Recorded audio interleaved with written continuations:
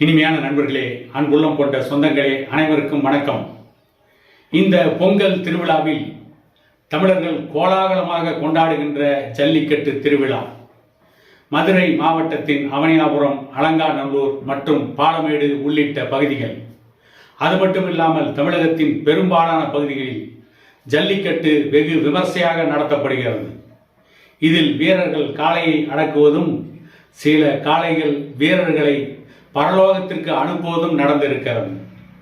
ஜல்லிக்கட்டுக்கு தடை விதிக்கப்பட்டு அந்த தடையை மாணவர்களும் இளைஞர்களும் சென்னை மெரினா கடற்கரையில் போராடி அந்த தடையை உடைத்துவிட்டு இன்றைக்கு தமிழகம் எங்கும் நடந்து கொண்டிருக்கின்ற ஜல்லிக்கட்டில் பாலமேடு ஜல்லிக்கட்டில் பறையர் சமூக மாட்டினை மரியாதை நிமித்தமாக அந்த மாடுகள் அணிவகுப்பில் அனுமதிக்கவில்லை என்று ஒரு மிகப்பெரிய பூதாகரமான பிரச்சனையை இன்றைக்கு ஊதிக்கொண்டிருக்கிறார்கள்.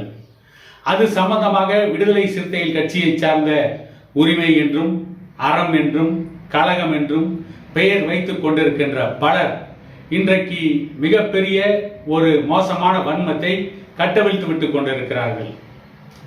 கடந்த 17-18 ஆண்டுகளாக பறையர் சமூகத்தினுடைய மாடுகளை, அதாவது ஆரம்பத்தில் ஒவ்வொரு சமூகத்தின் மாடுகளும் மரியாதை நிமித்தமாக அந்த மாடு பிடிக்கின்ற வாடிவாசல் வழியாக அந்த மைதானத்திற்குள் அனுப்புவார்கள்.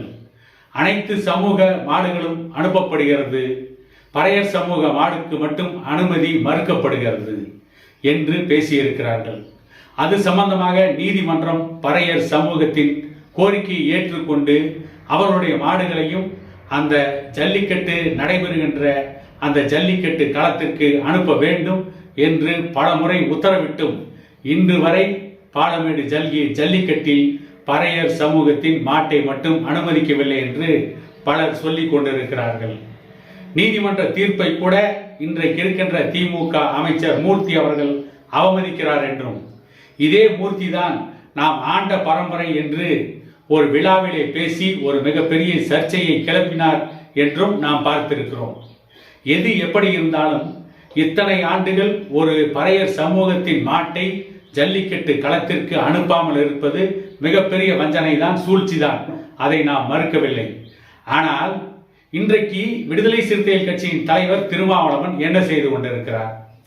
மேல்பாதி திரௌபதி அம்மன் ஆலயத்தில், வன்னியர்களுக்கு சொந்தமான, வன்னியர்களின் குலதெய்வத்திற்கு சொந்தமான ஆலயத்தில் பறையர் சமூக மக்களை அனுமதிக்கவில்லை என்று வள்ளுவர் கோட்டத்திலே கொக்கரித்த திருமாவளவன் இப்பொழுது ஏன் அமைதி காக்கிறார்?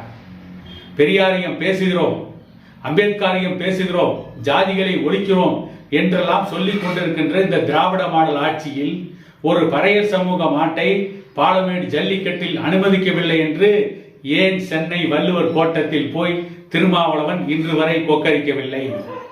திருமாவளவனுடன் வன்னியர் சமூகத்திற்கு எதிராக கொக்கரித்த பாலகிருஷ்ணன், முத்தரசன் மற்றும் முக்குளத்தூர் சமூகத்தை சேர்ந்த பசும்பொன் பாண்டியன் போன்றவர்களெல்லாம் மேல்பாதி திரௌபதி அம்மன் ஆலய விவகாரத்தில் வன்னியர்களுக்கு எதிராக கொக்கரித்தார்களே, வன்னியர்கள் ஜாதி புத்தி என்றெல்லாம் தாறுமாறாக பேசினார்களே, இன்றைக்கே அமைதி காக்கிறார்கள்? உண்மையிலேயே இந்த திராவிட மாடல் ஆட்சி ஜாதியை ஒழித்திருந்தால் இப்படிப்பட்ட அவலங்கள் நடக்காமல் இருக்க வேண்டும். காளைக்கே அனுமதி மறுக்கப்படுகிறது என்றால் மனிதர்களை அனுமதிப்பார்களா என்ற கேள்வி இன்றைக்கும் எழுகிறது. இதே வட தமிழ்நாட்டில் ஏதாவது ஒரு சிறு பிரச்சனை நடந்திருந்தால் கூட அதை ஊதி பெரிதாக்கி அதை வைத்து ஒரு 6 மாத காலம் அரசியல் பிழைப்பு நடத்துகின்ற திருமாவளவன் இன்றைக்கு தமிழக முதலமைச்சர் ஸ்டாலினை சந்தித்திருக்க வேண்டும், பேசி இருக்க வேண்டும். நீதிமன்ற தீர்ப்பு இருந்தும் பறையர் சமூக காளையை பாலமேட்டில் அனுமதிக்கவில்லை என்றால் முதலமைச்சர் தலையிட்டு, முதலமைச்சரை தலையிட வைத்து அனுமதியை பெற்று பறையர் சமூக காளைக்கு அந்த ஜல்லிக்கட்டு மைதானத்திலே அனுமதியை பெற்று தந்திருக்க வேண்டும். அதுதானே இவர்கள் ஜாதியை ஒழித்த லட்சணமாக இருக்கும். அதுதானே திராவிட கட்சிகள் ஜாதியை ஒழித்ததன் அடையாளமாக இருக்கும். ஆனால் அவற்றையெல்லாம் திராவிட கட்சிகள் ஏற்கனவே இருந்த அதிமுகவும் செய்யவில்லை, இன்றைக்கு இருக்கின்ற திமுகவும் செய்யவில்லை. ஆனால் திமுக அரசுக்கு எதிராக நேரடியாக கேள்வி கேட்க வேண்டிய விடுதலை சிறுத்தைகள் கட்சியின் யூடியூப் தளத்தை சார்ந்தவர்கள், இது ஸ்டாலினுக்கு தெரியாமலே நடந்திருக்கிறது. 17 ஆண்டுகளாக ஸ்டாலினுக்கு தெரியாதா? நீதிமன்ற தீர்ப்பு 4 ஆண்டுகளாகிறது.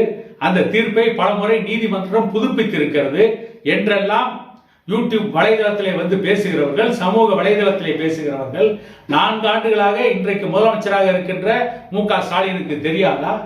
அல்லது அந்த ஜல்லிக்கட்டு நடத்துகின்ற பொறுப்பை ஏற்றுக்கொண்டிருக்கின்ற அதிகாரிகளுக்கு தெரியாதா? அவர்களுக்கெல்லாம் மனு கொடுத்தோம், அவர்கள் நீதிமன்ற தீர்ப்பை மதிக்கவில்லை.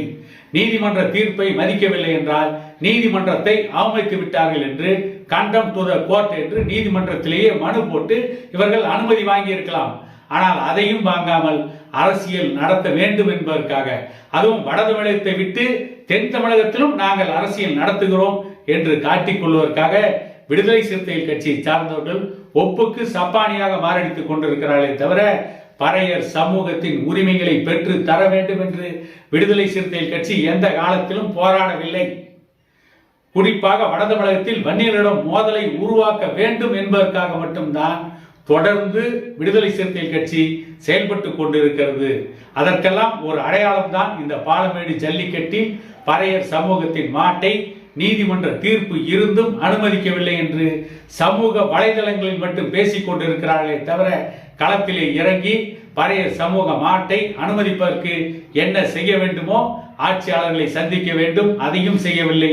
என்ன செய்ய வேண்டுமோ அதை செய்யாமல் வேண்டுமென்றே விளம்பரத்தை தேடிக்கொண்டிருக்கின்ற விளம்பர பிரியர்களாகத்தான் விடுதலை சிறுத்தைகள் கட்சியினுடைய சமூக வலைதளத்திலே பேசுகிறவர்கள், யூடியூபர்கள் இருக்கிறார்கள் என கூறிக்கொண்டு இன்னொரு காணொளியில் உங்களை சந்திக்கும் வரை உங்களிடமிருந்து விடைபெறுவது உங்கள் எடப்பாடி துரைசாமி.